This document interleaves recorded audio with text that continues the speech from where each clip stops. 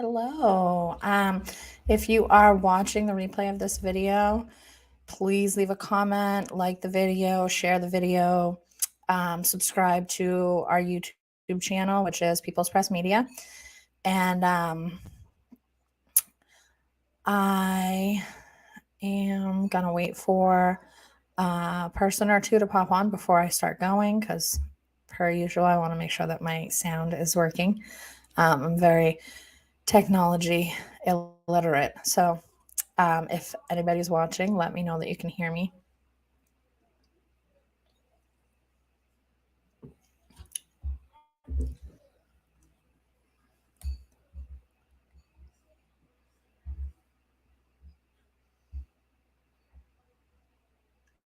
Okay, thank you. So welcome back to Common Ground. My name is Catherine Vitale. I am from Boston. I am a candidate for Boston City Councilor at Large this year. Campaign starts in a couple weeks, and I started this show about 3 weeks ago. I am a right-wing leaning activist, and I made a friend who is a left-wing activist.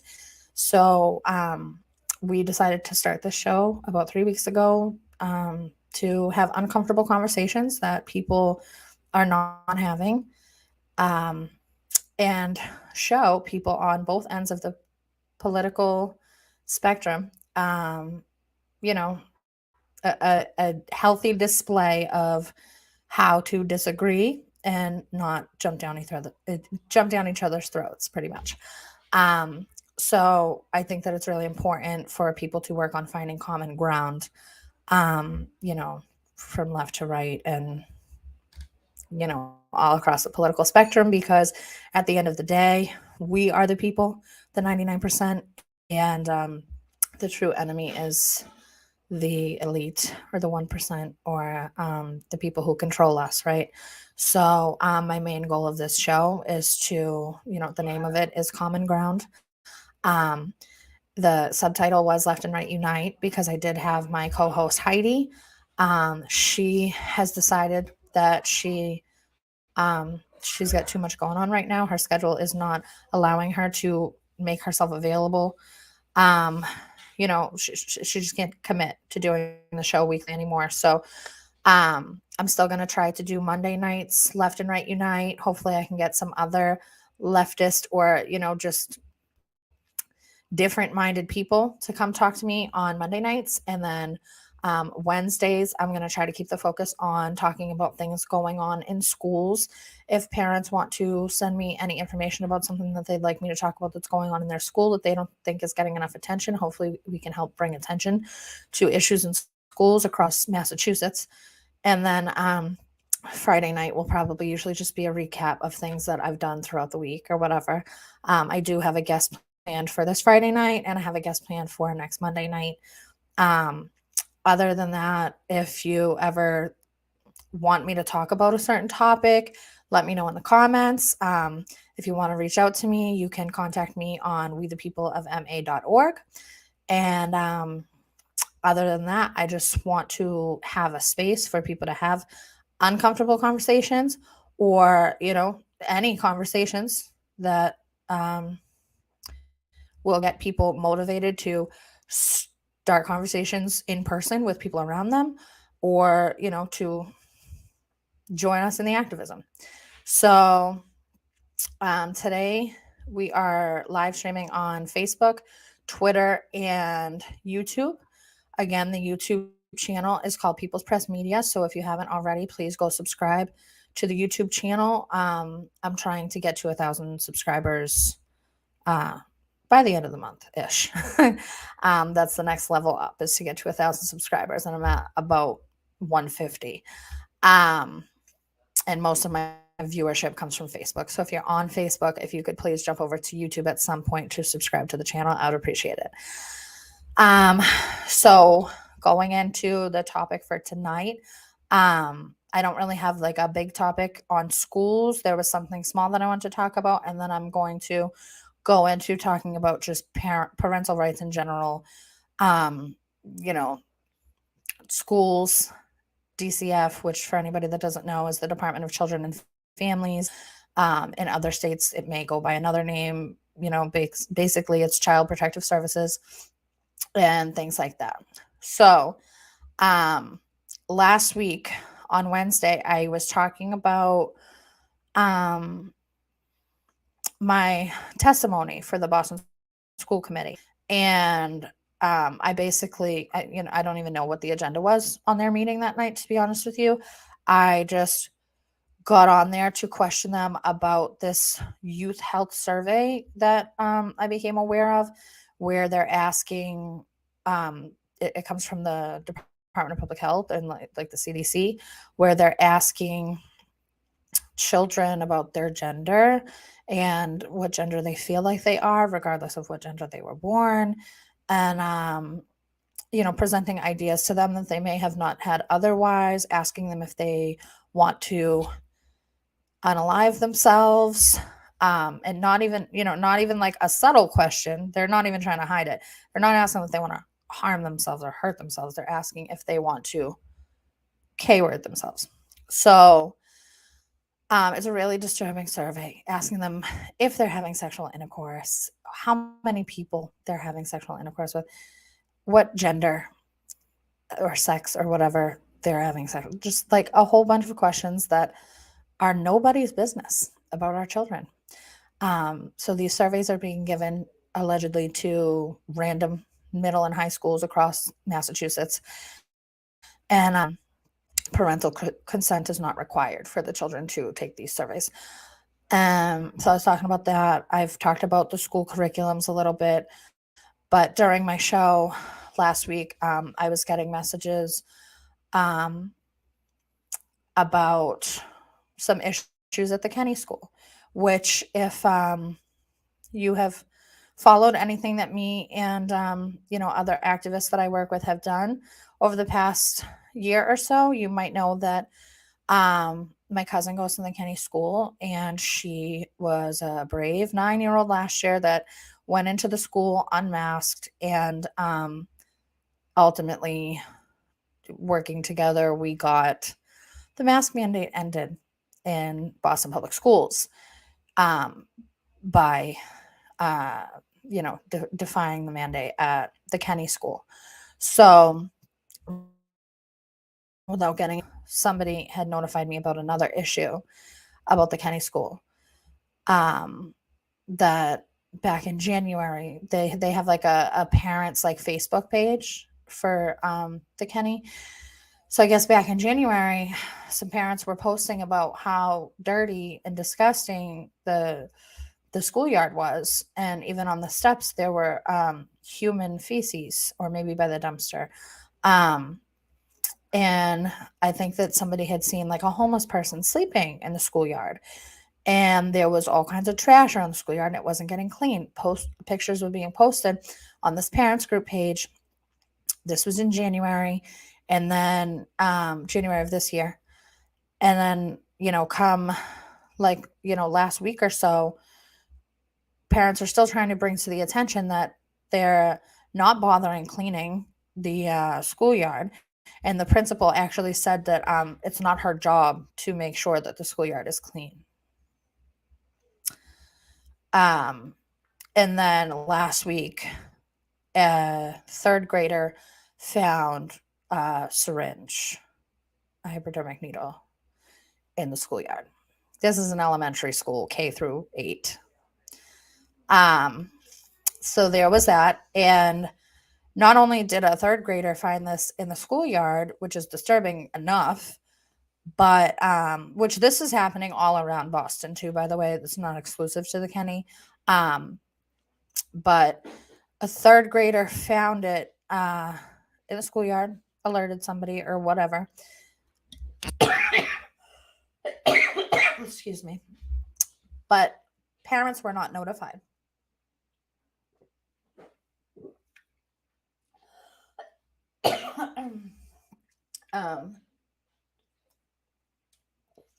I think even teachers, not all the teachers were notified. The person that I was speaking with was led to believe that perhaps an email went out to all third grade families because she got an email that said third grade families. So just because the girl was in third grade, so she thought maybe word might travel. An email went out to the third grade families. Again, this school is K through 8, but they notified the third grade families that a syringe was found on the ground in the schoolyard. And I mean, it's Boston, right? So these things are happening. So I would say that it's not uncommon and it's not like a big surprise that something like this was found in the schoolyard.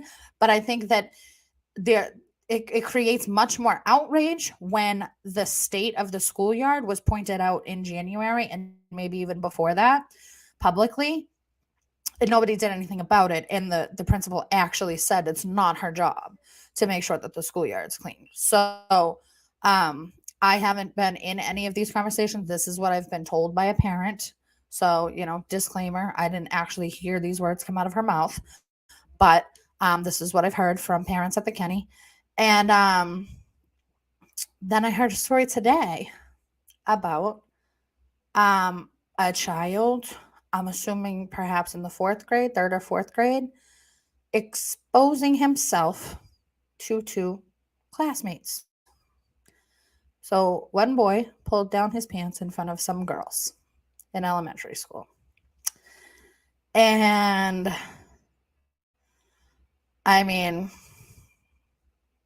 again, parents weren't notified by teachers. Nothing was done about it. The girls ran away, like whatever. But it's disturbing. I mean, to a certain point, it's like kids will be kids. Like, things happen sometimes that you can't predict, right? But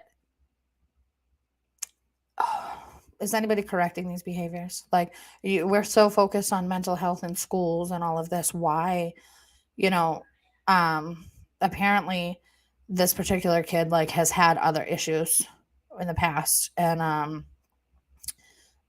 they're not being addressed, which is something that I hear about across the board when parents are talking about issues in their kids' schools. That's why I want to have this segment in the show where we talk about things happening in Massachusetts schools, because I mean, if you're not in the school, you're not privy to the information usually, and especially if you don't have kids, you're not hearing these things because you don't have kids, and who are you talking to about the goings on of schools, right?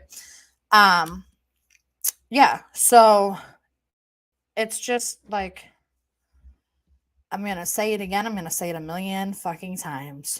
Homeschool your kids, period. Get them out of these indoctrination centers.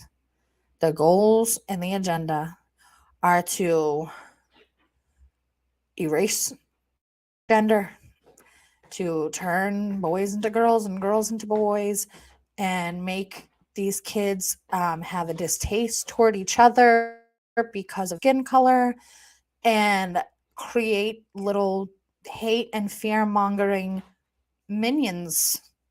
Homeschool, save the kids, honestly. And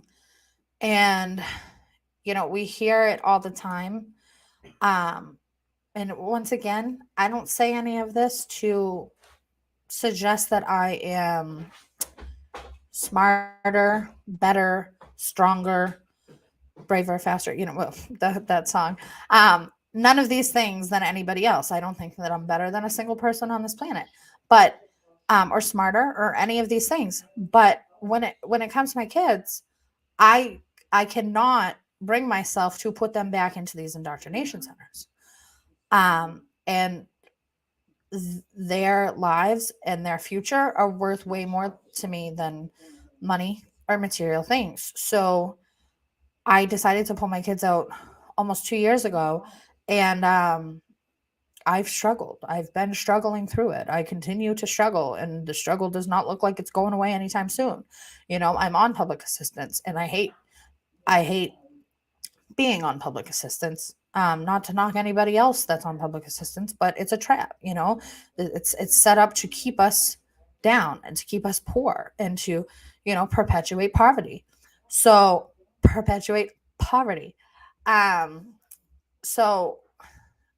I chose to homeschool my kids.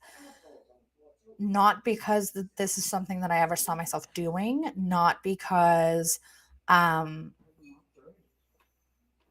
I don't want to work.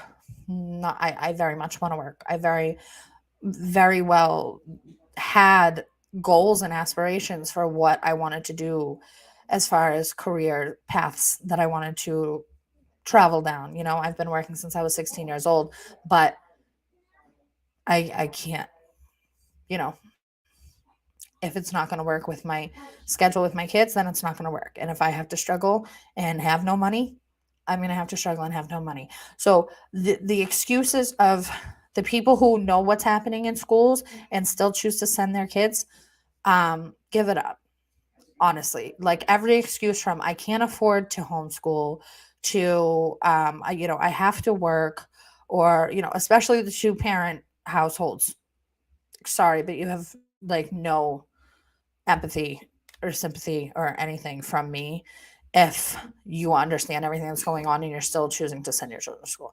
And when you have two income households or two parent households, if you have somebody um else with you, find a way to make it fucking happen. It's your kids' lives. Like, what's more important than that? There's homeschooling networks everywhere. Tons of people. And homeschoolers are like, all the ones I've met anyway, are like the most like the friendliest people that just want to work with anybody and everybody, because they love the chance to hear new ideas. They love the chance to build these like group field trips and share teaching styles and skills and unschooling skills with other parents, and socializing their kids with other homeschooled kids, and like homeschool your kids, period. And the whole thing with like the teenagers and but my kid loves school. I tried to take my kid out, they begged me to send them back. Who's the boss here? That is your child, your property until they turn 18. You make the rules. They can have a social life on weekends when those other kids are not in school. If they love their friends so much and you don't want to separate them, there's weekends for that. There's summer vacation for that. Take your kids out of school. If you know what's going on and you're complaining about it and nothing's changing, then you're the problem. Take them out. Right. If your kid loved smoking cigarettes, you would put your foot down. Come on, parents. Exactly. Right, Teddy? Exactly. Good night. Love you, Teddy. Um right. So yeah. Yeah, it's crazy, because I had somebody who I used to be friends with when I was a teenager comment on my TikTok video yesterday or the day before, one of these days, saying not everybody has the luxury of being able to homeschool their kids. If anybody, I don't have the luxury. Okay. Just do it. Your child's more important than anything else. And she also said, your kids don't even attend BPS. Well, I'm going to still advocate for the children that do attend BPS, because I'm not just going to stand by and watch children be abused mentally and physically, because of those things and those things. I'm not just going to stand by and let it happen without at least trying to advocate for them. And my children will eventually be socializing and interacting and working with the products of these schools. So, like I said, my kids' future is more important than anything. So that very well means advocating for other kids that my kids will be interacting with in the future. um excuse me.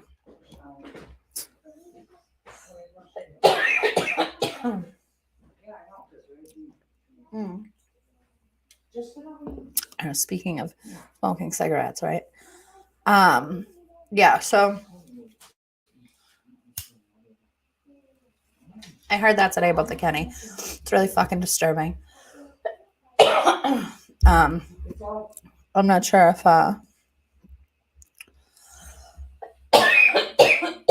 don't know. When I tried to advocate for my cousin last year, I got a no trespassing notice from the Kenny because they locked the school down because I tried to talk to the school nurse outside. They locked the school down and called the police. But anyway, so that's that. Again, if there's any parents watching or watching the replay or whatever, you can send me a DM or contact me on wethepeopleofma.org and send me your stories about your schools. I want to know what's happening in schools in Massachusetts. And, I want to be able to talk about it. And I know that, I think a lot of us probably follow Turtle Boy and we see that he exposes a lot of stuff that happens, but, he can't write about everything. So, he doesn't always have time or he has a lot on his plate or uh, whatever the case is. More than one person can do the same thing, right? Um, but yeah, so if anybody has anything, please send me your stories. Whether it was something that happened recently or something that happened within like the past year or so. I want to work on bringing life to stories that people are not going to hear about otherwise, Um, and then I also want to, I want people to get familiar with talking about DCF, Department of Children and Families, the government agencies that come in and steal children. So sometimes this is a sensitive topic for people because there are a lot of people who think that these agencies save children.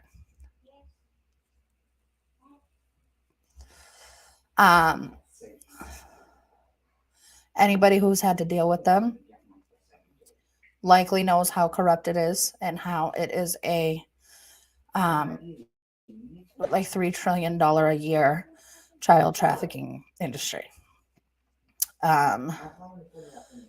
So I mean, there's tons of facts and statistics. Everybody knows that that's not my strong suit, right? I don't usually remember the details and the numbers, but this is not a system, just like all of the other systems that we've learned about over the past couple of years. This too is a corrupt system, and it's not a system that's here to help anybody. The idea of it sounds great, right?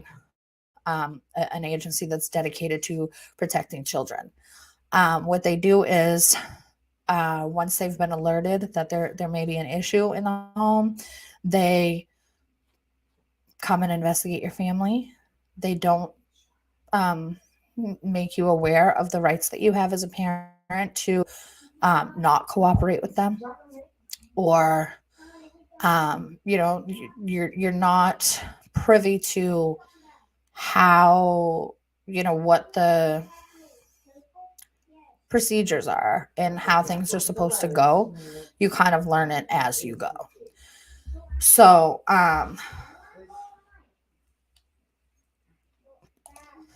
sorry, Shannon says homeschooling conference, Mass Hope Christian Homeschooling Group has it once a year, and it's April 27th to 29th in Sturbridge for anyone interested in homeschooling. Yeah, so you can go and talk to families and parents who are already homeschooling. You can get information about good curriculums. You can get information about starting your own homeschooling pods, all kinds of things. I've been to, I think, like a smaller homeschooling conference. So helpful, especially if you're not already homeschooling. You'll definitely find somebody who can put you on the right track and help you navigate through it, because it's not easy. It's very hard. It's very hard to try to be creative, especially if you're not naturally creative in figuring out new ways to learn, because homeschooling is not it's not what we're programmed to think that school is supposed to look like. You don't need to be sitting at a desk for 6 to 8 hours a day. You don't need to um do all these ridiculous things that they do in a classroom. Classrooms are designed for like one size fits all, right? It's just like medicine. um every teaching, what's the word I'm looking for, every teaching like set of skills is not helping every child in the same way.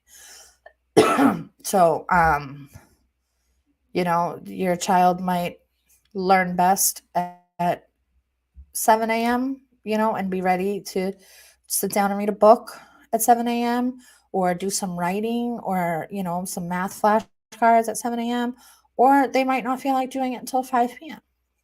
That's the beauty of homeschooling, is that you can do however much you want, whenever you want.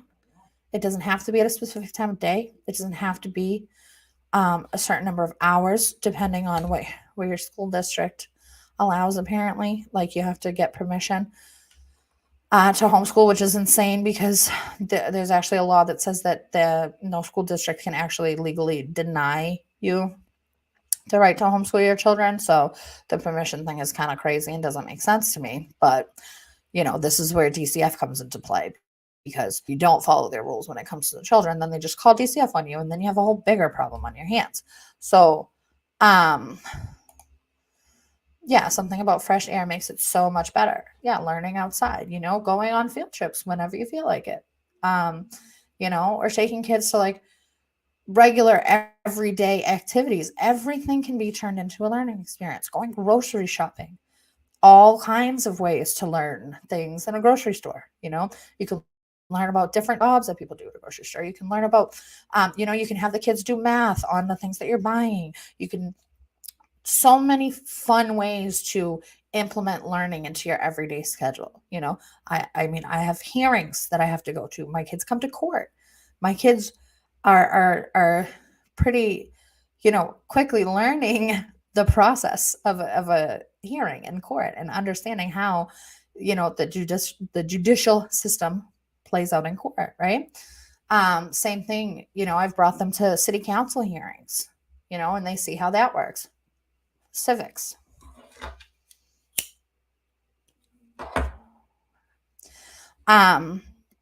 So yeah, and this is where DCF comes back into play, because they're not here to help. They're here to profit. They're not here to exhaust and find every single possible way to keep a child with their biological family. They're here to prove that whoever they're investigating is an unfit parent, and take away the kids. That's their goal. So, especially if they don't like you, their goal is to win. And by winning, that usually means taking the child away from the biological family and placing them somewhere else.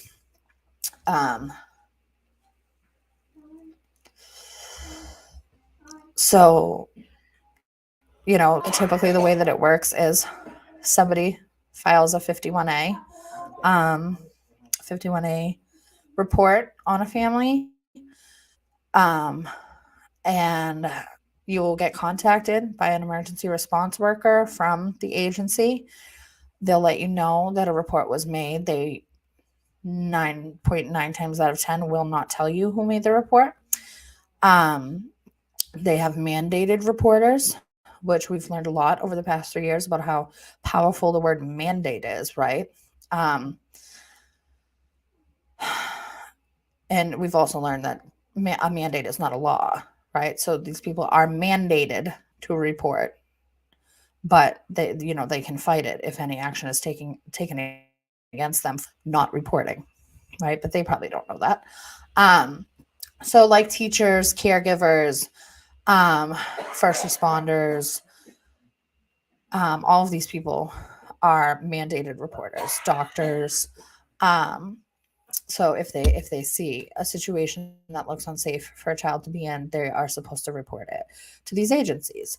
Um, when you give somebody like even the tiniest little bit of power like that to tell them that they have a responsibility to protect children, they run with it.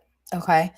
Um, so, you know, something so ridiculous as um, just like a kid's, you know, nails being too long at school or something. If the teacher is suspecting that there's a hygiene problem at home, like something like that, where, maybe you could just talk to the parent and like, say, oh, hey, I noticed this, blah, blah, blah. There's some people that will make a call for that. And then an investigation is open on the family. And if the initial allegation, is not sustained or, whatever the case may be, which like to sustain an allegation, all they have to do is agree amongst themselves in the agency that it's sustainable, and then they take action.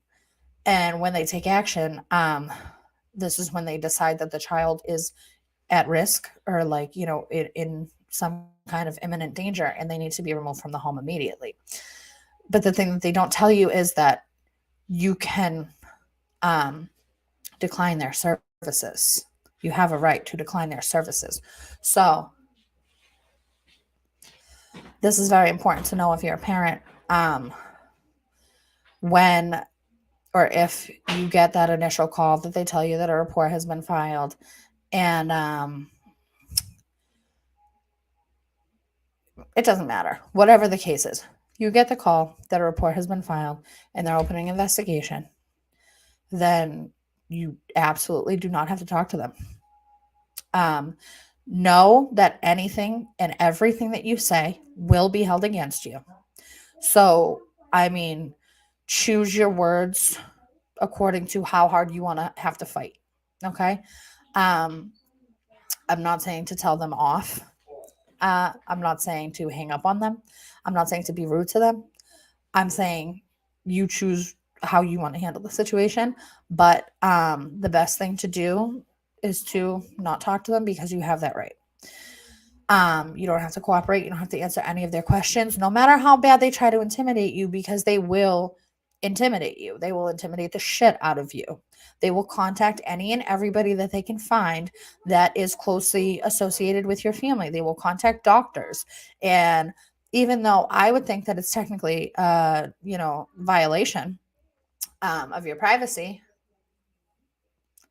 according to, HIPAA and the Constitution, the Fourth Amendment, doctors will tell them whatever. They'll give them answers to any questions they ask them, because they think that it is their responsibility to do that, right? So, or teachers or mandated reporters, period. So they will contact your doctors if they can find who they are.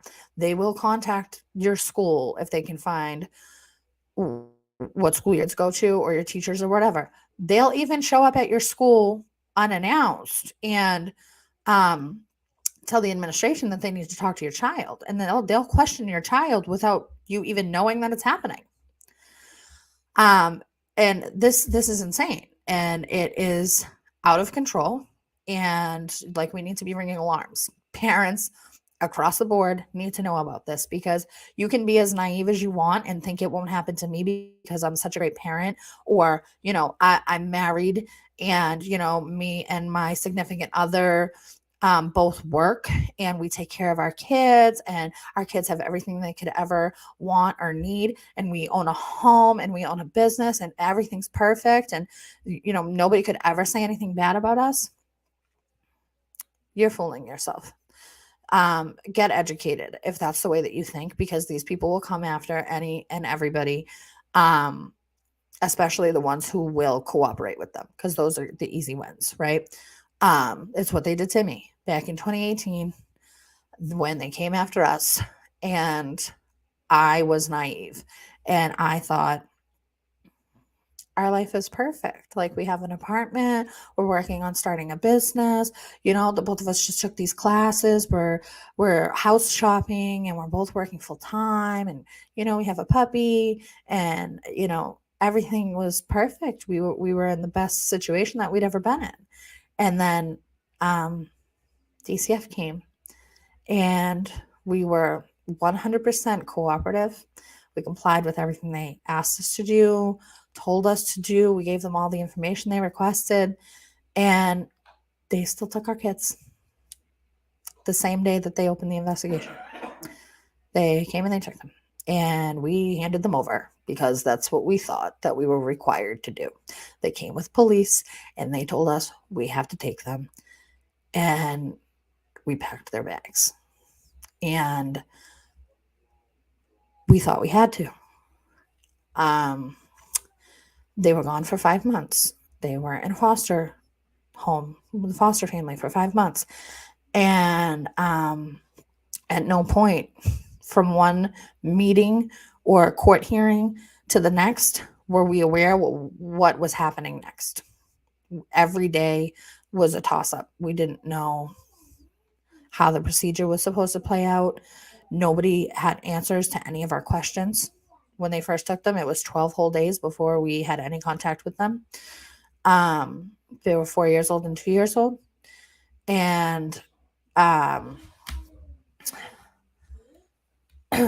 we saw them for one supervised hour per week for the whole 5 months until we got them back.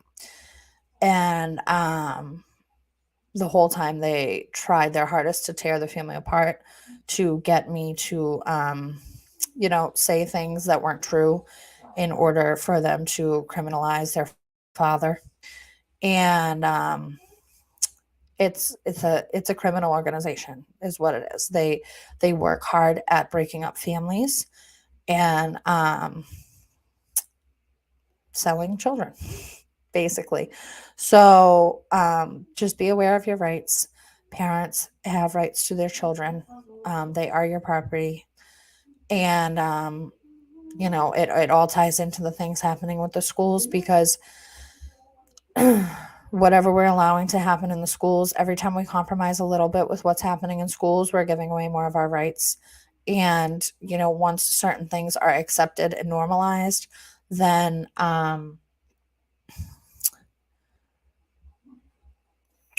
if you go against the grain and decide not to participate in something, then somebody's going to make a call on you. There have been calls made on people for not jabbing their kids. There have been calls made on people for just all kinds of things. And they will intimidate the shit out of you, and they will lie, and they will mislead. They will refuse for you to record them. Know that you have the right to record them always. As long as you let somebody know, it's perfectly legal to record anything in public, and it's most definitely legal to record anything in your own home. Hold on. That's what they did to my friend's grandson. They told the mother if she divorced her husband, she'd have a better chance of getting the baby back. She didn't, and they kept the baby. Yep. I was just talking to a friend on the phone earlier that has been fighting to get his grandson back for years. I think their fight started in like 2017 or maybe even earlier than that. And the kid just got adopted last week, and the adopted family wants zero contact with the biological family. And that's another thing that the law is that once a child has been in state custody for, I want to say, longer than 15 months within a 24-month period. I could be wrong about this, about the numbers. But longer than 15 months within a 24-month period, they have legal right to put the child up for adoption. So, if your kid has been in DCF custody for 18 months and you just had court yesterday where um, they decided that, or maybe not even court, maybe, a DCF meeting or visit where they decided that you're going to start working on reunification and your kids are going to come back to you. And then a week later, they've adopted them out. And that's it. And they have the legal right to do that because they've been given that right, that if they've had them for more than 15 months, then they can adopt them. So, if you think that it can't happen to you or it won't happen to you, or, you've got your shit together, so, they can't say that you're a bad parent, please think again. And I don't say that to say I'm right and you're wrong. And, you can think whatever you want to think about me and the fact that it happened to me. I don't care. I don't care what anybody thinks about me. I care about using my experiences to try to help and, put thoughts into people's minds that may not have been there before. I know that most of the people that I have conversations with don't know how these things work or haven't dealt with them themselves, or, are like me, who were naive before it happened to them. I thought, we're great parents, that, nothing bad could ever happen. These people are just doing their jobs, we have nothing to worry about. And, you have to be a piece of shit to get your kids taken away. That was the way that I thought about it. And, sorry, my eye is really bothering me. I was very humbled and, completely proven wrong, ignorant, because then it happened to me and ruined, my life as I knew it at that point, and traumatized my entire family. Because obviously it doesn't just affect the children, because my son definitely still very much remembers the whole thing. But it obviously traumatizes the family. It did ultimately break me and their father apart. And, it affects the whole rest of the family too. The grandparents and, anybody else involved that is now not seeing their little family members for however long it may be, So I just think, it's one of my main issues. It's a thing that I'm really, really passionate about, is putting an end to this criminal organization and making sure that parents are aware of their rights. And don't get tricked like I did into thinking that I had to cooperate. And that's why you'll always hear me say, if you don't know your rights, you don't have any, because all of these public officials in these jobs, police, whoever, DCF agents, they feel like they have some kind of authority over you. They have been led to believe that they have an authority over you, and they will use that authority to abuse the shit out of you as long as you let them do it, and as long as you are keeping yourself ignorant to, the Constitution and what your rights are. As long as you assert your rights, record everything that happens, they can't, I mean, they will still try. Don't get me wrong. They'll still try to trample all over your rights, even if you are asserting them and recording them or whatever. I mean, you've seen what has happened to a few of us over the past year.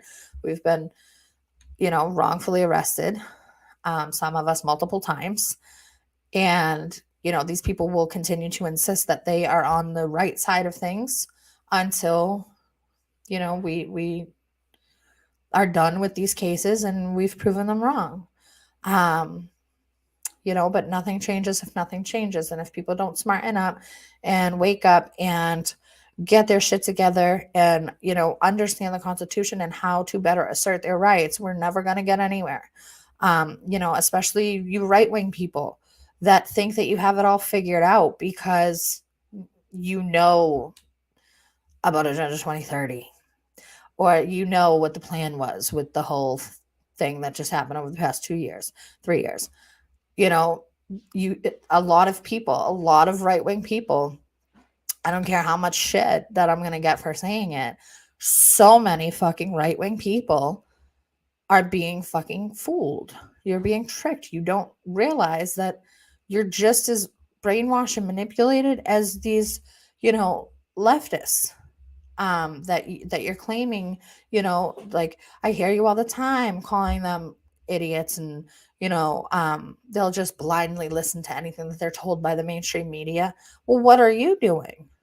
If you think that you know it all and you're believing the things that you hear from the right wing media or from the conservative people, you know, and not doing your own digging and not actually playing these things out in your real life, then you're just as bad as the person who you're calling an idiot. We need to arm ourselves with information. We need to always be looking for more information and always be trying to gain more knowledge from the next person. None of us know it all. None of us have it all figured out, especially parents, because you are not only responsible for yourself, you have been given a responsibility by God to protect your children.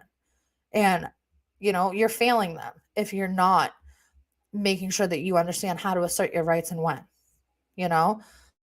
Um, I mean, I'm not, and again, I don't claim to know it all. I don't claim to be an expert on the Constitution. I barely know the Constitution, unless I've been directly confronted with, certain situations where I have to assert my rights, then, I still have tons of stuff to learn. I only learn the things that I've already been through. Like, that's all that I know so far. We all have a lot to learn. And if you think that you have it all figured out, you're fucking wrong. And you need to do some more digging, you know? Um, but yeah, so I think that, I don't know. I think that the DCF conversation is always going to continue to come up because DCF is the reason why I became an activist. Shame on Woo. Yes. Go back to Chicago. Yeah. So I'm always, and if anybody ever wants to come on and share their DCF horror stories, that's great too. I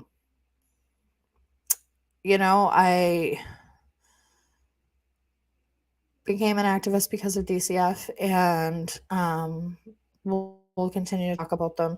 And as I said earlier, I would like for people to give me stories about what's happening in schools, if anything is going wrong with schools, whether it has something to do with curriculum or, surveys or an incident that happened, something that you've been trying to bring to administration's attention and they're not doing anything about it, school committees, like anything that we can get people talking about, because that's what they don't want, right? They don't want us to talk to each other. They don't want people trading stories with each other. Anytime something goes wrong, they want to just brush it under a rug and make it go away. Like, we can't let them do that. We have to, every time a situation happens, and this isn't just about schools, this is about everything, pertaining to the government, the media, the schools, everything. Every time something goes wrong, every time, something bothers you about the way that a situation is handled by any type of public official, you need to amplify that. You need to act like you are the news. Okay. We need to be our own media. Who knows how many views I get on these videos or how far the reach will ever go. I'm not concerned about that so much as I am concerned about asking the next person or any person that is watching this, do this same thing that I'm doing. Video everything that happens to you. Video and post and live stream and spread the word. Like, that is our best tool that we have, is the ability to spread the word, right? So, like, there should be, a million things like this, a million people all over all of these platforms spreading the word about things that are happening. Like, it makes me so, like, frustrated and upset when I hear about, somebody's amazing testimony that they gave at a school committee meeting that was like 2 months ago. And I'm like, how come we didn't blast that out? How come that didn't even get sent over this way? Um, or when things happen in, other districts and other towns, it's like share the shit out of it, send it, like post it, whatever. If you see something, if somebody, standing up for themselves, share it. Even if it's not in your district, if it has nothing to do with you, you got to share it. And, don't just share it to right-wing groups and, right-wing echo chambers. Share it, get into other groups where there might not be like-minded people in there, and you could open somebody else's eyes up to something that they are not privy to seeing because they're not following the same types of information that you're following. I think that we get carried away with ourselves in thinking, that by sharing something, we're spreading the news, but, we're in our own echo chambers. So typically, it's the same people that are seeing all the stuff we're sharing, and then it kind of just gets, drowned in with all the other stuff. So, share on different platforms, share to different people, bring people from your real life into this world. Don't just post on social media about things. Talk to people in real life. Have conversations with people in the grocery store. Print out flyers with, important information that you feel like people need to know, and hand it out when you're standing at the park, around other parents when your kid's playing in the playground. There's so many ways that we could be educating the next person and, getting people to understand how important it is to be advocating and, standing up for your rights right now. That, stop letting time pass you by. Like, take action. There's so many ways. Just do it. I hate being on camera. I hate my voice. I hate the way I look. I hate, it's never, nobody is ever going to like being ridiculed by people, or, people talking shit in the comments. Like, it's not great, but this needs to be done. People need to talk. People need to get on camera. We need to be our own media. We need to make our own videos. We need to make our own newsletters. We need to spread the word, because the mainstream media is never going to be our friend. If we keep relying on them to eventually do the right thing, we're going to lose. So I think that's all that I have for today. On Friday, I'm pretty sure I have a guest coming on. And I know I have a really busy next week and a half. So regardless, I know I'm going to have a lot to talk about over the next week. So please share this, subscribe to the YouTube channel. It's People's Press Media. If you want to get in contact with me, you can at wethepeopleofma.org.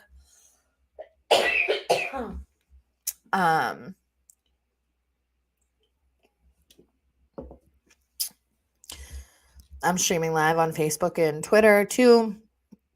Follow me on all platforms. Help me get subscribers on YouTube so that I can be like up on the next level of things on YouTube.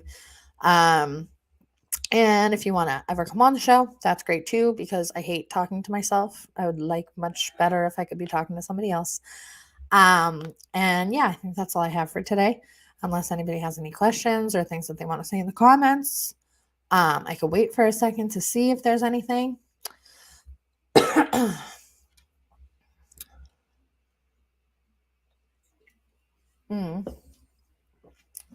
I don't see anything. So, I think I'm going to be done for today, and I will be back on Friday night with a special guest at 10 o'clock. So thank you for watching. And if you're somebody who has been watching regularly, tonight was the first night that I was late, and I'm sorry. I was making dinner and I had a lot of phone calls today, so I got behind in schedule. But it's my first time, okay? And it's like the 8th show, or maybe even more than that. I don't know. Okay. I'm late for everything in life, and this is the first time I've ever been late for this show. So sorry, it won't happen again. Thank you for watching. Please share, please comment on the replay, and I will see you guys on Friday. Thank you.